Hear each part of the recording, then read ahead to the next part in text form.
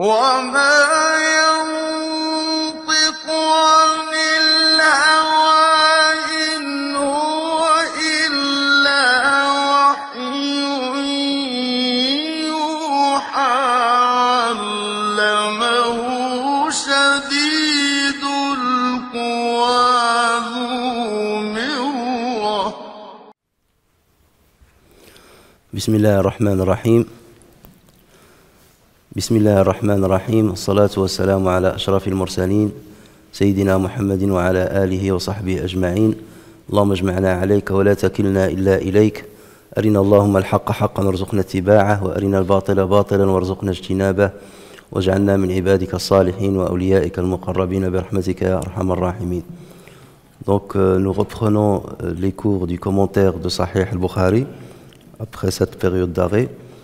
Et nous sommes avec la 13e rubrique qui a été intitulée par l'imam al-Bukhari Babu qawli an-nabi sallallahu alayhi wa sallam ana a'lamukum billah wa anna al-ma'rifata fi'lu al-qalbi liqawli Allah ta'ala walakin yu'akhidhukum bima kasabat qulubukum. Ensuite, il va citer le 20e hadith dans la série de ces hadiths. حدثنا محمد بن سلام قال أخبرنا عبده et عبده fait référence à Ibn Sulayman al-Kufi عن هشام, et il s'agit de Hisham ibn Urwa ibn Zubayr عن أبيه, ça veut dire sur Urwa ibn Zubayr عن عائشة رضي الله عنها قالت كان رسول الله صلى الله عليه وسلم إذا أمرهم من الأعمال بما يطيقون قالوا إنا لسنا كهيئتك يا رسول الله إن الله قد غفر لك ما تقدم من ذنبك وما تأخر فيغضب حتى يعرف الغضب في وجهه ثم يقول إن أتقاكم وأعلمكم بالله أنا. Donc la rubrique a été intitulée donc un grand titre. Comme vous avez vu, il y a parfois seulement une phrase. Parfois, l'imam al-Bukhari donc, va citer un hadith, parfois il va citer un verset, parfois il va citer les deux, comme c'est le cas ici.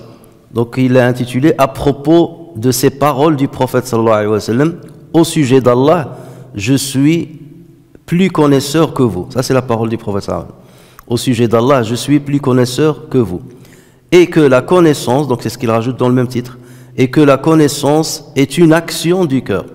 Car Allah le Très-Haut a dit, mais il vous tient grief de ce qu'acquièrent vos cœurs. Donc là il s'agit d'un verset. Mais il vous tient grief de ce qu'acquièrent vos cœurs. Et ensuite, donc il cite le 20e hadith, Muhammad ibn Salam nous a rapporté sur Abda, donc Ibn Sulayman al-Kufi, sur Hisham, qui est le fils de Urwa ibn Zubayr, sur son père, ça veut dire sur Urwa ibn Zubayr, sur Aïcha radiallahu anha, qu'elle a dit, en recommandant une chose aux musulmans, le messager sallallahu alayhi wa sallam ne leur prescrivait que ce qui était en leur pouvoir. Une fois, ils lui dirent, donc les compagnons dirent au prophète sallallahu alayhi wa sallam, nous ne sommes pas comme toi, ô messager d'Allah. Allah t'a pardonné tes péchés passés et tes péchés à venir. En colère, à point où cela apparut sur son visage, le prophète sallallahu alayhi wa sallam dit, celui qui craint le plus Allah et le connaît mieux que quiconque est moi. Donc c'est ce hadith-là qui nous intéresse lorsque le prophète sallallahu alayhi wa sallam a dit, celui qui craint le plus Allah et le connaît mieux que quiconque est moi. Donc celui qui nous rapporte ce hadith, ou le compagnon qui nous rapporte ce hadith, c'est Aïcha radiyallahu anha. On va parler succinctement d'une partie de sa biographie, puisque sa biographie est beaucoup plus large. Donc, elle est Aïcha, la fille de Abu Bakr as-Siddiq, bint Abi Bakr as-Siddiq, Ibn Quhafa, son nom Ibn Quhafa. Sa mère est Rouman bint Amir, parce que Abu Bakr s'est marié avec plusieurs femmes. Son frère est Abdurrahman. Elle avait des demi-sœurs et des demi-frères qui sont Abdullah. Donc lorsqu'on a parlé d'Abdurrahman, ça c'est son frère de père et mère. Mais ses demi-sœurs, donc il y a Abdullah et Asma bint Abi Bakr. Dont la mère, donc Asma et Abdullah, leur mère c'est Qutayla bint Abdil Uzza. Elle avait aussi un autre demi-frère qui s'appelle Mohammed et dont la mère c'est Asma bint Umays. Et elle avait une autre demi-sœur qui s'appelle Kalthoum, dont la mère est Habiba bint Kharija. Ce sont donc les épouses de Abu Bakr as-Siddiq. Donc il avait Rouman, ensuite Qutayla bint Abd al-Uzza, ensuite Asma bint Umays et Habiba bint Kharija. Alors le prophète sallallahu alayhi wa sallam donnait un surnom à Aïcha radiyallahu anha puisqu'elle n'a pas eu d'enfant du prophète sallallahu alayhi wa sallam, mais le prophète sallallahu alayhi wa sallam l'a surnommée Abdillah en référence à Abdullah ibn az-Zubayr. Abdullah, le fils de Zubayr. Et Zubayr était marié avec Asma, la sœur de Aïcha radiyallahu anha. Donc Abdullah ibn Zubayr était quelque part le neveu de Aïcha radiyallahu anha et lui il fut la première personne à naître à Médine parce que certains croyaient que les musulmans ne peuvent pas avoir d'enfants à Médine après leur immigration. Les muhajirines ne peuvent pas avoir d'enfants après l'immigration. Et lorsque Abdullah ibn Zubayr était né, c'était le premier, donc là les musulmans étaient contents parce qu'on leur a dit qu'on vous a fait de la sorcellerie pour ne pas avoir d'enfants. Et donc comme Abdullah était souvent chez Aïcha radiyallahu anha, donc c'était comme son fils, son neveu, donc le prophète sallallahu alayhi wa sallam il l'a surnommé Abdillah, la mère de Abdullah. Comme vous le savez, le prophète sallallahu alayhi wa sallam, l'immigration s'est passée par plusieurs étapes. Il y a des compagnons qui ont immigré d'abord, et le prophète sallallahu alayhi wa sallam s'est retardé, donc il les a suivis bien après. Et il a laissé une grande partie de sa famille à la Mecque. Donc il a d'abord immigré avec Abu Bakr as-Siddiq et avec Abdullah ibn Urayqit pour leur montrer le chemin. Là c'était un éclaireur, il n'était pas musulman. Après il y a des divergences entre les savants, est-ce qu'il s'est converti ou pas. Mais en tout cas le prophète sallallahu alayhi wa sallam a pris cet homme-là, Ibn Urayqit, qui lui a montré le chemin. Et ensuite le prophète sallallahu alayhi wa sallam a envoyé des gens de la Médine afin de ramener le restant, d'accompagner le restant de sa famille. Donc il a envoyé Zayd ibn Haritha, donc qui était son fils adoptif. Il a envoyé un serviteur à lui qui s'appelle Rafi', et il a envoyé Abdullah ibn Urayqit pour leur montrer pareil le chemin, pour emprunter un chemin qui n'était pas habituel pour ne pas se faire arrêter par les Qurayshites. Donc il a envoyé ces trois-là à la Mecque pour ramener le restant des membres de sa famille. À l'époque, il était seulement fiancé à Aïcha radiyallahu anha, donc ils n'étaient pas encore mariés. Mais le prophète sallallahu alayhi wa sallam était déjà marié à Saouda bintu Zam'a, qu'il a laissé donc à la Mecque. Et donc c'est là justement que Aïcha radiyallahu anha a pris part à ce groupe-là qui allait rejoindre les musulmans à Médine. Donc elle a émigré en compagnie de son frère Abdullah, de sa mère Rouman, de sa sœur Asma, des deux filles du prophète sallallahu alayhi wa sallam, Kalthoum et Fatima, de la femme du prophète sallallahu alayhi wa sallam, Saouda bint Zam'a, ainsi que de Ayman et son fils Oussama ibn Zayd. Et parce que le prophète sallallahu alayhi wa sallam, Ayman, elle s'occupait du prophète sallallahu alayhi wa sallam depuis son enfance. Et le prophète sallallahu alayhi wa sallam l'a mariée à Zayd ibn Haritha, et il a eu de lui donc Oussama ibn Zayd. Donc elle aussi, elle faisait partie de cette délégation. Donc Ayman et son fils Oussama ibn Zayd et Talha ibn Ubaydillah, un des grands compagnons du prophète sallallahu alayhi wa sallam qui fait partie de l'Ashara al-Mubashirina bil Jannah. Alors donc comme je viens de dire, elle était la troisième épouse du prophète sallallahu alayhi wa sallam après Khadija et Saouda bint Zam'a. Elle s'est mariée avec lui juste après la bataille de Badr, donc en l'an 2 de l'Hijr, c'est 2 ans après l'immigration. Elle faisait partie des femmes qui donnaient à boire aux combattants lors de la bataille de Uhud. Donc elle a participé à la bataille de Uhud et elle donnait justement à boire aux combattants. C'est ce qui laisse entendre à certains savants qu'elle avait un âge un petit peu avancé quand même, pour que le prophète sallallahu alayhi wa sallam lui autorise de participer à la bataille, même de loin, pas combattre. C'est qu'elle avait forcément plus de 13 ou 14 ans. Parce que là, il y a une divergence sur l'âge de Aïcha. On verra ça lorsqu'on abordera, Inch'Allah, peut-être un hadith où il dit voilà à quel âge le prophète sallallahu alayhi wa sallam s'est fiancé avec moi, voilà à quel âge il s'est marié avec moi. Et le hadith est authentique. sauf que certains savants remettent en cause ce hadith-là, pas sur la chaîne de transmission, mais sur le fond. Et ils ramènent un faisceau d'informations pour dire qu'elle avait un âge un peu plus avancé. Comme vous le savez, on ne datait pas vraiment les âges à une année près. Donc il reste un intervalle quelque part, un intervalle de tolérance qu'on peut prendre en compte. Mais ça fait partie justement de ces arguments que certains avancent pour dire qu'elle avait un âge un peu plus avancé que ce qui est cité dans certains hadiths authentiques. Mais bon, ce n'est pas notre sujet aujourd'hui. Alors, Aïcha radiallahu anha était la personne préférée du prophète sallallahu alayhi wa sallam, la plus aimée par le prophète sallallahu alayhi wa sallam après Khadija radiallahu anha. Et d'ailleurs, même parmi ceux qui entouraient le prophète sallallahu alayhi wa sallam. Et ceci est confirmé par un hadith rapporté par le Bukhari et Muslim sur Amr ibn al-As radiallahu anhu qui a dit: j'ai dit au prophète sallallahu alayhi wa sallam, quelle est la personne que tu aimes le plus? Et Amr ibn al-As, en posant cette question, il pensait qu'il fera partie de ces personnes-là, ou qu'il sera cette personne-là, parce que le prophète sallallahu alayhi wa sallam, tellement il se comportait bien avec les gens, que ces derniers pensaient qu'ils étaient ses préférés. Donc Amr ibn al-As était dans ce cas-là. Il lui a dit: quelle est la personne la plus aimée par toi? Il s'attendait à ce qu'il lui dise: toi. Et le prophète sallallahu alayhi wa sallam a répondu: Aïcha. Et lui, il a dit: non, parmi les hommes. Donc, et il lui a dit son père, le père de Aïcha, Abu Bakr. Non, mais à part Abu Bakr, c'est non. Il lui a dit Omar. Et ensuite, il a commencé à citer des noms. Et donc, je me suis arrêté par peur qu'il cite énormément de personnes avant qu'il ne me cite. Donc, pour ne pas un peu, quelque part, il se rendre compte qu'il, dans la liste, il est plus éloigné. Mais ça montre que le prophète sallallahu alayhi wa sallam se comportait de la même manière avec tout le monde. Alors, plusieurs récits rapportent la douceur et l'affection avec lesquels le prophète sallallahu alayhi wa sallam se comportait avec Aïcha radiallahu anha. Il y a des récits qui montrent que le prophète sallallahu alayhi wa sallam a fait une course avec elle. On a des récits où on dit que le prophète sallallahu alayhi wa sallam, lorsqu'Aïcha buvait d'un verre, il prenait le verre et il le tournait pour boire du même endroit où elle a bu.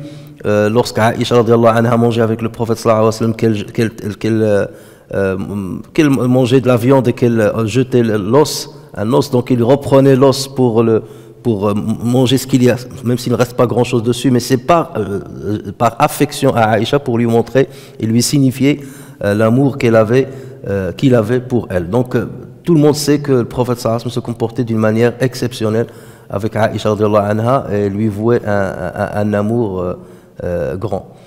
Aïcha radiallahu anha a été victime, donc comme vous le savez, d'une grande calomnie horrible, ce qu'on appelle hadithat al-ifk, et qui a touché son honneur. Et ça, c'était en fait suite à un voyage. Le prophète sallallahu alayhi wa sallam avait l'habitude à chacun de ses voyages de ramener avec lui une de ses épouses. Et c'était le tour de Aïcha radiallahu anha. Et en revenant, ils ont campé à un endroit.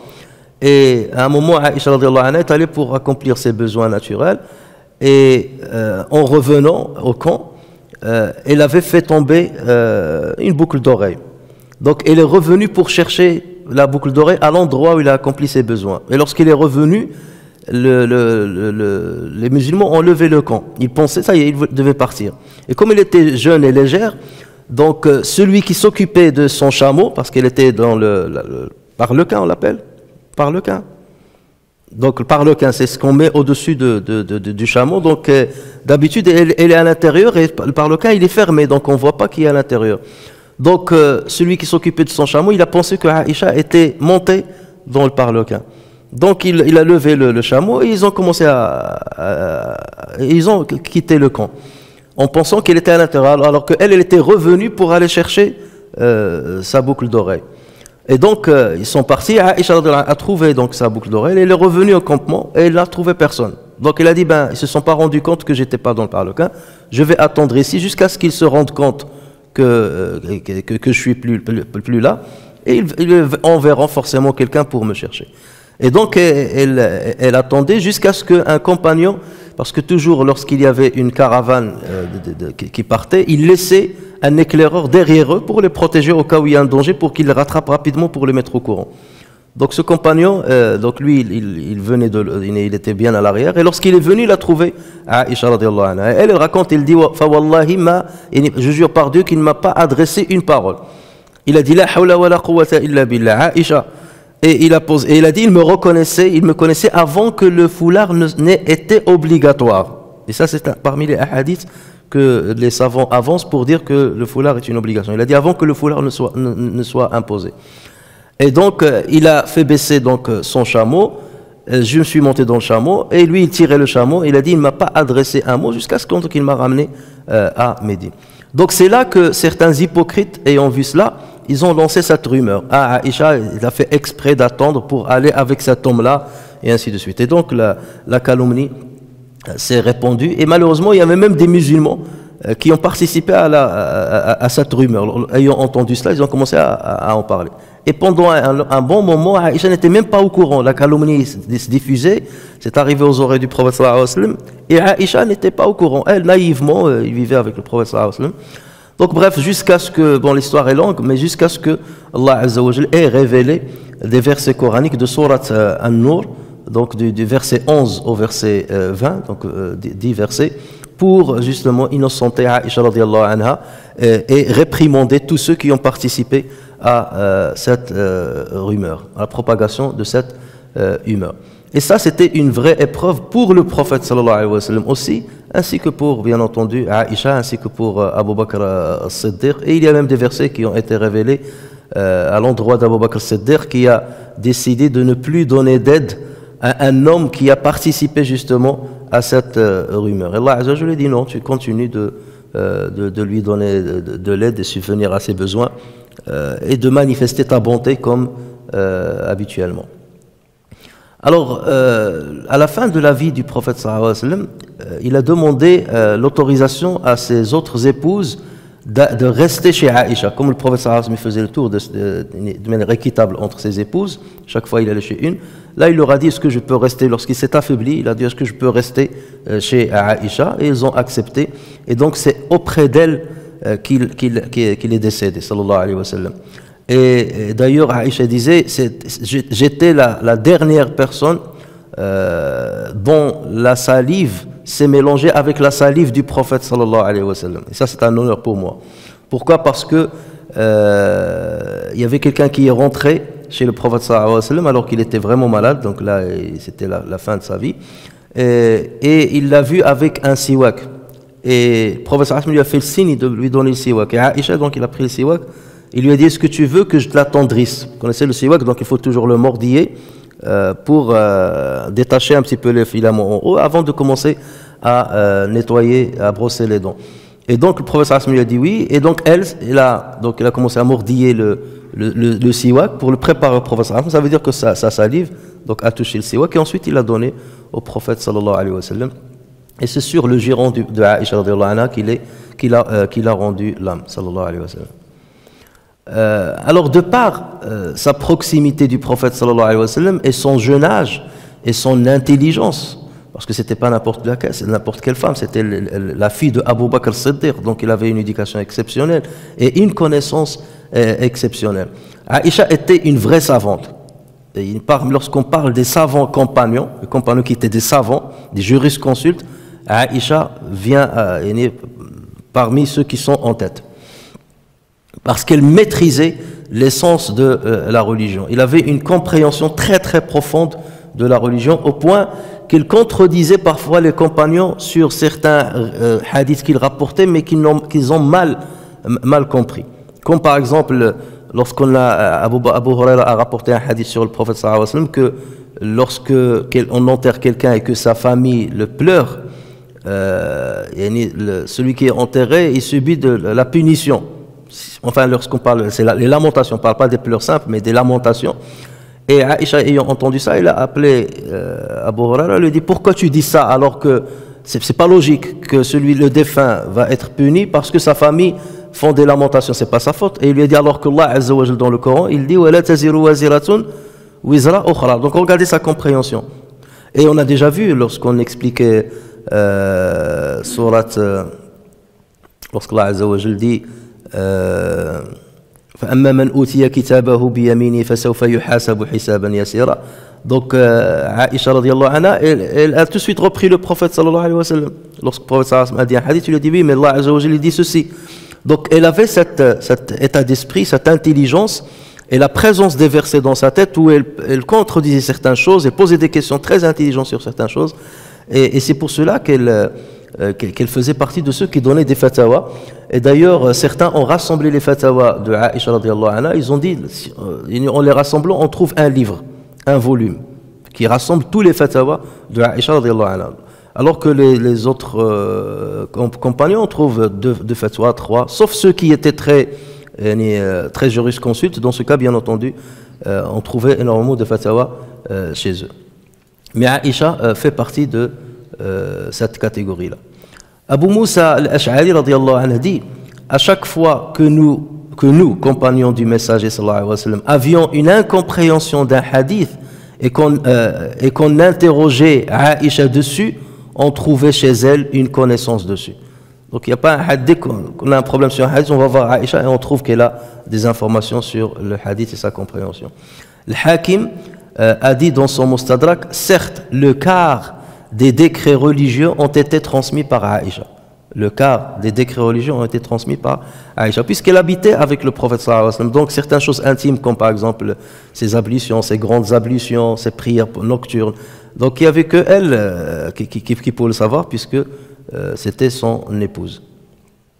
Aïcha radiyallahu anha était très éloquente, ça aussi on lui reconnaît cela, son éloquence, au point que l'Ahnaf ibn Qais radiyallahu anhu a dit, j'ai entendu les prêches d'Abu Bakr, j'ai entendu les prêches de Omar, j'ai entendu les prêches de Uthman, j'ai entendu les prêches de Ali ibn Abi Talib. Et Ali ibn Abi Talib, parmi les compagnons, était très connu pour son éloquence. Et jusqu'à ce jour, dit-il, Ahnaf ibn Qais, et jusqu'à ce jour, je n'ai jamais entendu des paroles d'une bouche aussi éloquente et belle que celle de Aïcha radiyallahu anha. Donc, et elle maîtrisait la poésie arabe aussi. Et puisqu'elle était jeune, donc elle a été élevée quelque part en fréquentant le prophète sallallahu alayhi wa sallam, donc le Coran elle l'a assimilé, les paroles du prophète sallallahu alayhi wa sallam elle les a assimilées, ainsi de suite. Elle était connue pour sa jalousie envers les autres épouses du prophète sallallahu alayhi wa sallam, et notamment envers Khadija radiyallahu anha qui était déjà décédée. Et avec les vivantes, n'en parlons pas, au point que une fois le prophète sallallahu alayhi wa sallam était chez Aïcha, et une de ses épouses a envoyé un plat avec de la nourriture, et Aïcha ayant vu cela, elle a renversé le plat. Parce que c'était son tour, le prophète était chez elle, pourquoi l'autre elle envoie la nourriture alors que le prophète sallallahu alayhi wa sallam chez moi? Je suis plus à même de lui préparer de la nourriture, est-ce que c'est pour la... Et donc et le prophète sallallahu alayhi wa sallam il a dit Gharat ummukum, votre mère a manifesté ça, a exprimé sa jalousie. Donc elle était connue pour cela. Elle était connue pour son ascétisme, donc c'était une femme dépouillée des biens de la vie, sa grande générosité. Elle jeûnait énormément au point que parfois elle donnait aux pauvres et lorsque la rupture du jeûne arrivait, elle ne trouvait pas de quoi manger. Et ça, on l'a souvent rapporté sur elle. Et c'était une grande adoratrice. Alors, elle fait partie des 7 qui ont rapporté le plus de hadiths sur le prophète sallallahu alayhi wa sallam, on en a souvent parlé. On lui compte 2210 hadiths. 2210 hadiths qu'il a rapportés sur le prophète sallallahu alayhi wa sallam, dont 174 hadiths rapportés par le Bukhari et Muslim, sur lesquels ils se sont mis en accord. 174 hadiths. 54 hadiths rapportés exclusivement par le Bukhari et 69 hadiths rapportés exclusivement par Muslim. Alors, elle a participé à la bataille de Jamal. Et d'ailleurs, on a intitulé cette bataille, on l'a qualifiée de la bataille de Jamal parce qu'elle était sur un chameau elle-même. Et ça, c'était elle a participé quelque part au conflit qui a opposé Ali ibn Abi Talib et Muawiyah ibn Abi Sufyan. Bon, là, je ne vais pas détailler dessus, mais en tout cas, comme vous le savez, Ali ibn Abi Talib, lorsqu'il a pris le pouvoir, lorsqu'il est devenu le 4e calife, il a différé la punition, la sanction de ceux qui ont tué Uthman ibn Affan. Alors que Muawiyah voulait qu'on commence par là. Il a dit, je ne donne pas mon allégeance tant qu'on ne punit pas ceux qui ont tué Uthman. Et donc il y avait des compagnons qui étaient d'accord avec cette vision-là. Ils ont donné leur allégeance à Ali, comme par exemple Talha ibn Ubaydillah ou Zubair ibn Awam. Ils ont donné leur allégeance à Ali, mais il lui disait, la première chose que tu dois faire, c'est de sanctionner ceux qui ont tué Uthman. Et Aïcha était d'accord avec eux. Et donc là, il y avait une expédition qui est partie en Irak, pour rejoindre Ali ibn Abi Talib, pour le convaincre de faire cela. Et donc les deux expéditions se sont trouvées, Ali d'un côté et Aïcha avec Talha ibn Ubaydillah, avec Zubair ibn al-Awwam. Et il y a des hypocrites qui ont... le but, c'était pas de faire la guerre, c'était de le convaincre, de lui faire la pression pour qu'il sanctionne les assassins de Uthman, d'autant plus qu'il faisait partie de son armée. Mais au moment où les choses se sont calmées, certains, la nuit, il y avait les deux camps, certains ont attaqué l'autre camp et ont attaqué les deux camps pour que chacun pense que c'est l'autre camp qui l'a attaqué et pour quelque part allumer le feu de la guerre. Et c'est comme ça que la guerre a éclaté. Et comme elle était sur le chameau, les gens l'entouraient, donc on a tiré sur le chameau pour qu'il tombe, pour justement apaiser la situation. Et pour que les gens s'occupent d'elle, plutôt qu'ils s'occupent de la guerre, qu'ils s'occupent d'elle. Le chameau de Aïcha est tombé, donc il faut aller voir. Et c'est comme ça qu'on a calmé la guerre. Et Ali ibn Abi Talib s'est très bien comporté avec elle. Il l'a envoyé dans une délégation jusqu'à Médine, il lui a donné de l'argent. Et c'est depuis, donc, elle est restée chez elle. Et elle a regretté amèrement sa participation à cette bataille. Mais déjà, ça vous montre que la femme prenait part à la vie politique. Ce qui nous intéresse ici, c'est de montrer que la femme elle avait son mot à dire, à tort ou à raison en tout cas, et elle prenait part à la vie politique. Et on ne lui a pas dit non, tu es une femme, ou tu n'as rien à voir avec ceci, non. Ici en France, il a fallu attendre 1945 pour donner le droit à la femme de voter. 1945. Alors regardez, à l'époque de 15 siècles avant, elle participait, elle donnait son avis, et elle avait des gens qui la suivaient. D'ailleurs, beaucoup de gens l'ont suivi parce que ont suivi ce groupe parce qu'elle était dedans. Donc, pour vous montrer son influence politique, radiyallahu anha. Et à la fin de sa vie, elle est tombée malade et elle est décédée en l'an 57 de l'Hégire, à l'époque de la gouvernance de Muawiyah, radiyallahu anha. Et c'est Abu Huraira, radiyallahu anha, qui a dirigé la prière mortuaire sur elle avant qu'elle ne se fasse inhumer à Al-Baqi'a. Donc sa tombe aujourd'hui, elle est à Al-Baqi'a, à côté de la mosquée du prophète sallallahu alayhi wa sallam à Médine. Alors, revenons maintenant au titre de la rubrique. Le titre aborde une partie de la parole du prophète sallallahu alayhi wa sallam qui va être mentionnée dans le hadith 20. Ana a'lamukum billah. Je suis celui qui connaît le plus Allah parmi vous. Alors, le Bukhari annonce dans le titre: la connaissance est une action du cœur. Wa anna al-ma'rifata fi'lul qalb. La connaissance est une action du cœur. Et s'appuie sur le verset 225 de Surat al-Baqarah. Allah ne vous tient pas grief pour la frivolité dans vos serments, mais il vous tient grief de ce qu'acquièrent vos cœurs. Donc ce qui nous intéresse, c'est cette parole-là, de ce qu'acquièrent vos cœurs. Donc en arabe, on parle de l'fi'l, c'est-à-dire l'action, on parle de l'amal, l'œuvre, et on parle de l'kasb, l'acquisition. Et ces trois-là, en termes religieux, ils ont la même signification. Donc Allah Azza wa Jal considère l'œuvre du cœur comme une acquisition. Rappelez-vous, on a dit qu'il y a l'action du corps et il y a l'action aussi du cœur. Ça fait partie de l'iman. On est toujours dans le chapitre de l'iman. Et celle-ci a été expliquée, c'est quoi l'acquisition du cœur? Ça a été expliqué dans un autre verset, dans Surat Al-Ma'idah, verset 89, dans lequel Allah Azza wa Jalla dit parce qu'en fait, ces deux versets-là, ils parlent de la même chose. C'est qu'il dit: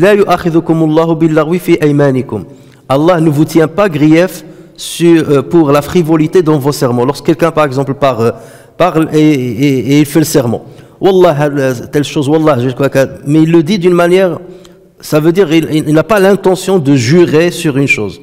Mais il le dit comme ça, en parlant avec frivolité, Wallah, Wallah. Donc là, Allah ne tient pas grief lorsque tu dis Wallah en parlant comme ça. Mais quand est-ce qu'il tient rigueur de cela? C'est lorsque tu accomplis le serment d'une manière ferme, avec une intention dans ton cœur. Je jure par Dieu que ceci. Là, tu deviens responsable et Dieu peut te juger dessus. Et si tu ne respectes pas ce que tu as dit, donc tu dois donner une expiation. Mais il vous tient grief pour les serments que vous avez l'intention d'exécuter. Ce qui montre que donc l'intention peut être jugée. Contrairement à ce que beaucoup pensent. L'intention peut être jugée. Et c'est le cas ici. Tu as l'intention de faire quelque chose et tu ne l'as pas faite. Tu as juré de faire quelque chose ou de ne pas faire quelque chose et tu ne l'as pas faite. Dans ce cas, tu dois une expiation. Donc le cœur a donc des actions sur lesquelles la personne peut être rétribuée ou punie. Et ces actions font partie de la foi. Donc ils peuvent augmenter la foi ou diminuer la foi, ou ils peuvent être ils peuvent nous renseigner sur la foi, comme on le verra avec le hadith qui viendra après. La connaissance donc de Dieu en fait partie. C'est pour ça l'imam al-Bukhari a ramené ce hadith-là lorsqu'il a dit « Ana a'lamukum billah » ou « La inna a'lamakum wa atqakum billahi ana » je suis celui qui connaît le plus Dieu. Donc la connaissance, c'est une connaissance qui se rapporte à quoi? À la raison. Et la raison, et parfois la raison et le cœur, c'est la même chose. Lorsqu'on parle de l'aql ou de l'qalb, parfois ils veulent dire la même chose. Donc là, l'ilm, quelque part, fait partie de la foi. L'ilm, la science, fait partie de la foi. C'est une action du cœur. L'imam al-Bukhari donc dit wa anna al-ma'rifata fi'lu al-qalb. C'est ce qu'il a dit dans le titre. La connaissance est une action du cœur. Et pourtant, lorsque le hadith, qu'est-ce qu'il dit, le prophète sallallahu alayhi wa sallam, il dit inna a'lamakum billah. Il parle de l'ilm. Inna a'lamakum billah. Et l'imam al-Bukhari dans le titre, il dit wa anna al-ma'rifata. Alors il y a une petite nuance entre le ma'rifa et l'ilm. L'ilm c'est la science, le ma'rifa c'est la connaissance. Est-ce qu'il y a une différence entre les deux? En général, on dit qu'il n'y a pas de différence, mais il y a une nuance. C'est qu'on a le droit de dire Allahu alim. Mais est-ce qu'on a le droit de dire Allahu arif? On n'a pas le droit de dire Allahu arif. D'accord? C'est interdit. Pourquoi? Parce que s'agissant d'Allah Azza wa Jal, Allah Azza wa Jal n'a jamais été ignorant. D'accord? Il a toujours été omniscient. Donc on dit alim ou alim. En revanche, l'être humain, il commence par l'ignorance et c'est ensuite qu'il acquiert le savoir. C'est pour ça qu'on peut dire à l'être humain arif, parce que le ma'rifa est toujours précédé par l'ignorance. Le ma'rifa est précédé par l'ignorance. Donc on a le droit de dire à l'être humain qu'il est arif. Ou on peut dire qu'il est alim, mais toujours il a été précédé par l'ignorance, chez l'être humain dans tous les cas. Mais s'agissant d'Allah Azza wa Jal, il est interdit de dire Allahu arif, ou d'attribuer le ma'rifa à Allah Azza wa Jal. Il faut dire Allah est omniscient, il est savant, sachant, savant, alim. Donc connaître Allah Azza wa Jal est un fait de plusieurs niveaux. La connaissance d'Allah Azza wa Jal, c'est plusieurs niveaux. Et c'est pour cela que le prophète sallallahu alayhi wa sallam a dit « Je suis parmi vous celui qui connaît le plus Allah Azza wa Jal. » Et qui a le plus de foi parmi tous les musulmans? C'est le prophète sallallahu alayhi wa sallam. Donc on voit qu'il y a une proportionnalité entre la connaissance de Dieu, entre connaître Dieu et avoir la foi. Plus tu connais Allah Azza wa Jal, plus ta foi augmente. C'est ça ce que veut nous dire le Bukhari. On parle de l'iman, hein? Plus tu connais Dieu, plus ta foi augmente. Et donc, c'est pour ça, il y a certains savants qui disent que la connaissance de Dieu, connaître Dieu, c'est la parole du cœur. Parce qu'ils distinguent deux choses. Mais là, on est dans le sens sémantique, c'est qu'ils disent le cœur a une parole et a une action. Quelle est la parole du cœur? C'est la connaissance. Parce que la connaissance, c'est toujours des informations que tu fais passer à l'intérieur de ton cerveau. D'accord? L'information ceci. Donc il dit ça c'est une parole. Même si tu ne la prononces pas avec les lèvres, mais quelque part c'est ton cœur qui parle. C'est de la connaissance. En revanche, l'action du cœur, c'est comme la crainte. Tu crains Allah, ça c'est une action. Tu aimes, ça c'est une action. Tu haïs, ça c'est une action. Tu es jaloux, ça c'est une action du cœur.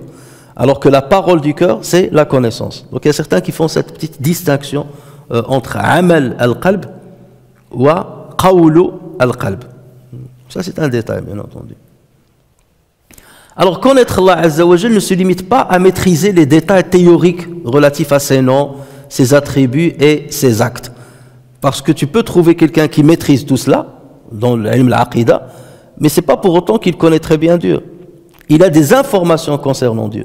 Mais la vraie connaissance de Allah Azza wa Jal, c'est celle qui fructifie son amour, sa crainte et la remise confiante en lui. إنما يخشى الله من عباده العلماء. Ceux qui craignent véritablement Allah, c'est al-ulama. Donc, un savoir qui ne provoque pas dans ton cœur la crainte d'Allah Azza wa Jal, qui n'augmente pas ta crainte envers Allah Azza wa Jal, c'est pas un savoir. Et parfois, on a des informations s'agissant d'Allah Azza wa Jal, mais c'est pas technique, si j'allais dire, mais c'est pas pour autant que ça augmente ta crainte. Donc il faut distinguer entre les deux. Lorsque tu commences à parler Asma Allah, c'est ça, Ism Allah, au niveau littéraire, ce nom-là signifie ceci, l'attribut de Dieu signifie cela. Et dans l'Aqidah d'ailleurs, et surtout dans l'Ilm al-Kalam, vous trouvez beaucoup de sujets qui ont un attrait plutôt théorique. Et lorsque tu termines en étudiant tout cela, tu te dis, mais ça n'a pas augmenté ma crainte d'Allah Azza wa Jalla. C'est pour cela que certains qui se sont engagés dans Ilm al-Kalam et tout, ils disaient, Allahumma imanan ka imanil ajaiz. Seigneur, on te demande une foi comme la foi des vieilles dames. Et donc les vieilles dames, ils n'ont pas forcément un savoir technique, mais la crainte qu'elles ont d'Allah Azza wa Jalla dans leur cœur, ça c'est quelque chose d'exceptionnel. Et c'est cela le vrai savoir. Et le prophète sallallahu alayhi wa sallam avait les deux, la connaissance théorique et en même temps la connaissance qui fructifie la crainte. C'est pour ça qu'il a dit Inna a'lamakum wa atqakum. Et celui qui craint le plus Allah Azza wa Jal, pour montrer que là ça va de soi et que j'ai les deux savoirs, c'est moi. Et regardez l'exemple Imam Malik radiyallahu anhu rahimahullah, lorsqu'on l'a interrogé sur l'istiwa, quelqu'un est venu lui a dit mais ça veut Ar-Rahmanu ala al-arsh istawa, que veut dire cette parole? Imam Malik n'a pas commencé à répondre tout de suite. Donc il a entendu la question, c'est comme s'il a été giflé. Donc il s'est arrêté, il s'est tu et il a baissé la tête. Et il est resté un long moment. Pourquoi? Parce que cette question-là, donc imaginez toutes les informations qui sont venues d'un seul côté, d'un seul coup, et tout de suite une bombe, une explosion d'émotions est apparue au point qu'ils ont dit que la sueur a commencé à couler de son visage. Parce qu'on lui a posé cette question. Et donc imaginez cette émotion qu'il a eue témoigne justement du vrai savoir. Alors que c'était une question technique. Et c'est pour cela que sa réponse était une réponse qui allait à l'essentiel. Donc il fut couvert de sueur par crainte avant de répondre. Et il dit, l'istiwa n'est pas inconnu, le comment n'est pas concevable, croire en cela est une obligation, et poser la question à ce sujet est une mauvaise innovation. Je ne te considère, donc en parlant à celui qui lui a posé la question, je ne te considère que comme un mauvais innovateur, et il a ordonné qu'on le fasse sortir. D'accord? Donc vous voyez là, il y a le côté de la crainte. Pourquoi poser cette question de cette manière-là? Alors que quelqu'un d'autre, vous voyez certains gens, ouais mais un tel savant a dit, ou Allah a dit, il commence à te parler comme ça, mais il n'y a pas de crainte. C'est qu'on est dans le technique. On est dans la théorie. Et c'est pas de ce savoir dont on parle. On en a besoin un peu, mais il faut qu'il fructifie quelque chose. Et les savants sont unanimes sur le caractère obligatoire de la connaissance de Dieu et de mener des réflexions pour y parvenir. Autrement dit, les savants disent, on ne peut pas, notre foi ne doit pas être un simple héritage de nos parents. Tu es enfant, tu as la foi que tes parents t'ont transmise. Mais une fois que tu arrives à un certain âge de discernement, tu dois mener des réflexions. Mener des réflexions. Donc le fait de mener des réflexions à propos d'Allah Azza wa Jal, de son existence, de la religion, c'est une obligation. Et parvenir à la connaissance, c'est là où les savants divergent. Ils disent, est-ce que aussi c'est une obligation? Parce que tu peux avoir quelqu'un qui mène des réflexions, mais son niveau intellectuel est limité. Mais il croit en Allah Azza wa Jal pour autant, il n'y a pas de problème. Et donc là, bon, c'est aussi une discussion entre les savants qui ne nous intéresse pas aujourd'hui. Alors, Aïcha radiallahu anha, donc venons à un hadith, il dit, en recommandant une chose aux musulmans, le messager sallallahu alayhi wa sallam ne leur prescrivait que ce qui était en leur pouvoir. Kana Rasulullah sallallahu alayhi wa sallam, idha amarahum min al-amali bima yutiqun. Donc, mis à part les pratiques obligatoires, les 5 prières, le jeûne du mois de Ramadan, ainsi de suite, le prophète sallallahu alayhi wa sallam n'aimait pas imposer aux croyants des pratiques qui seraient difficiles à observer de manière régulière. Et c'est pour cela que vous avez vu par exemple Salat Tarawih, lorsque le prophète sallallahu alayhi wa sallam a commencé à faire Tarawih et que les musulmans ont commencé à le suivre et à faire pareil, il est sorti 1 jour, 2 jours, 3 jours, après il s'est arrêté de sortir pour accomplir Tarawih. D'accord? Pourquoi? Parce qu'il avait peur que les gens commencent à la faire, à la considérer comme une obligation. Donc il avait peur de leur imposer quelque chose qu'ils ne seraient pas capables d'accomplir d'une manière régulière. Donc lorsqu'il leur demandait de faire quelque chose, il demandait des choses qui sont à la portée, comme par exemple les rak'at, la prière de l'witr, la prière de l'fajr qui est surrogatoire. Il insistait dessus parce qu'il savait que ça ils peuvent le faire. Après il insistait un peu moins sur rawatib, les prières avant le dohr, après le dohr, la prière avant l'asr, après le maghrib. Il insistait un peu moins. Donc tout cela pour ne pas leur imposer quelque chose qu'ils n'arriveraient pas à respecter d'une manière régulière. Et Allah Azza wa Jal d'ailleurs le dit dans le Coran, la yukallifu Allahu nafsan illa wus'aha. Allah n'impose à aucune âme une charge supérieure à sa capacité. Et Allah Azza wa Jal dit également, yuridu Allahu bikumul yusra wa la yuridu bikumul usra. Allah veut vous faciliter l'accomplissement de vos devoirs religieux et vous éviter la gêne. Et le problème, c'est qu'il y avait certains compagnons qui voulaient s'imposer un programme d'adoration rituelle très lourd, parce que pour se rapprocher d'Allah Azza wa Jal, ou bien pour imiter le prophète. Ils voyaient par exemple le prophète sallallahu alayhi wa sallam veiller une longue partie de la nuit, ils voulaient faire pareil. Le prophète sallallahu alayhi wa sallam, il observait le jeûne surrogatoire et parfois il continuait le jeûne 2 jours, 3 jours de suite, sans manger, 2 jours, 3 jours de suite. Et certains compagnons voulaient faire pareil. Et c'est là où le prophète sallallahu alayhi wa sallam les réprimandait, il leur disait, vous ne pouvez pas faire ça. Parce que moi, Allah Azza wa Jal me nourrit d'une manière indirecte, que vous ne comprenez pas. Le prophète, par exemple, sallallahu alayhi wa sallam, lorsqu'il dormait, il leur disait, mes yeux dorment, mais mon cœur ne dort pas, c'est pas comme vous. Je dors, mais je suis conscient, je reste conscient, contrairement à d'autres compagnons. Au point que certains savants ont dit que le prophète sallallahu alayhi wa sallam, après son sommeil, n'a pas besoin de refaire ses ablutions, comme c'est le cas de tous les musulmans. Lorsque tu dors profondément, tu dois refaire tes ablutions. Et certains savants disent pour le prophète sallallahu alayhi wa sallam, il n'a pas l'obligation de refaire. Il le refaisait, mais il n'avait pas l'obligation de le refaire parce qu'il restait conscient, même après un sommeil qu'on considère nous profond. Et ce fut le cas de Abdullah ibn Amr ibn al-As. On a raconté son histoire lorsqu'il lisait tout le Coran d'un seul tenant en peu de temps. Et le prophète sallallahu alayhi wa sallam lui a dit, termine-le en 7 jours, termine-le en un mois, termine-le en 7 jours. Et après, il lui a dit, termine-le, mais pas moins de 3 jours. Donc, vous voyez qu'il le freinait. Chaque fois qu'il voyait que quelqu'un voulait faire plus. Ce fut le cas des 3 compagnons. Celui qui a dit, moi, je ne me marierai pas avec les femmes. L'autre qui a dit, moi, je jeûnerai toute l'année. Celui qui a dit, je veillerai toute la nuit et je ne dormirai pas. Donc, le prophète sallallahu alayhi wa sallam les a réprimandés.